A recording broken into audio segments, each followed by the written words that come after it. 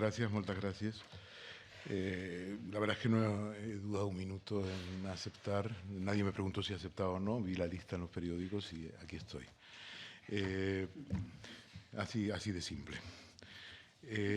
Yo, si queréis, hago una breve nota introductoria que me parece que sería de acuerdo a la cobertura periodística de tantos años de la actividad económica, financiera y de los casos de corrupción que yo, digamos, lo que yo tengo en la cabeza, sin bajar a temas concretos que supongo que serán objeto de la sesión.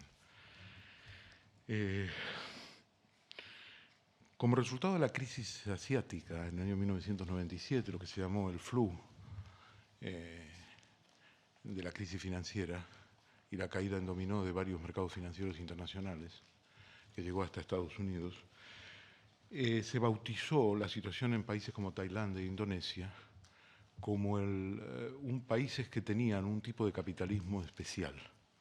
Se llamó el crony capitalism, que en inglés sería crony capitalism, que en castellano sería capitalismo de los amiguetes, y en catalán, capitalisme dels amiguets.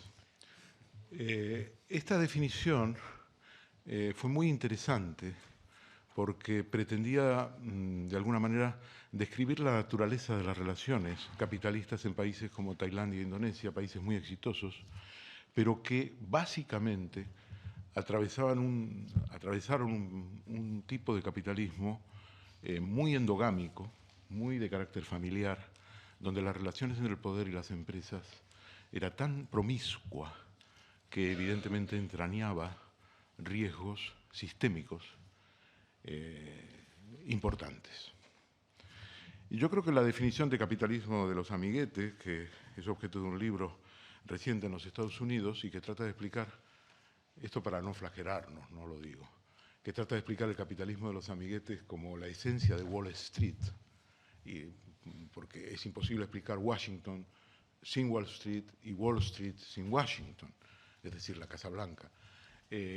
Que ha retomado este tema y que lo ha definido como de una manera muy sencilla, y es que se generan ciertas relaciones entre los políticos y las empresas, las grandes corporaciones, donde está claro que cuando las grandes corporaciones necesitan determinadas cosas saben a quién acudir, y cuando los políticos necesitan ciertas cosas, especialmente dinero, tienen muy claro a quién deben acudir. Este do o des es un poco lo que define el capitalismo de los amiguetes. Yo creo que Cataluña, lo diré sin ambajes, ha vivido durante toda la etapa,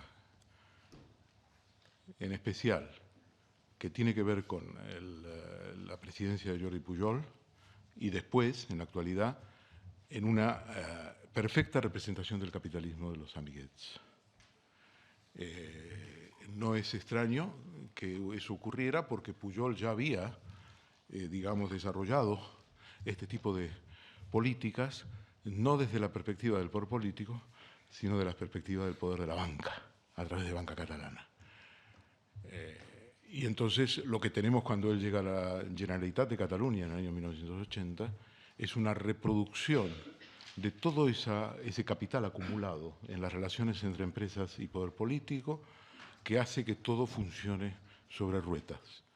Lo que, digamos, ha hecho el experimento del capitalismo de los amiguetes como un experimento de laboratorio del capitalismo que, en mi opinión, no tiene precedentes en España, como objeto de un análisis de laboratorio del capitalismo contemporáneo. Y aquí me detengo y vamos a las preguntas.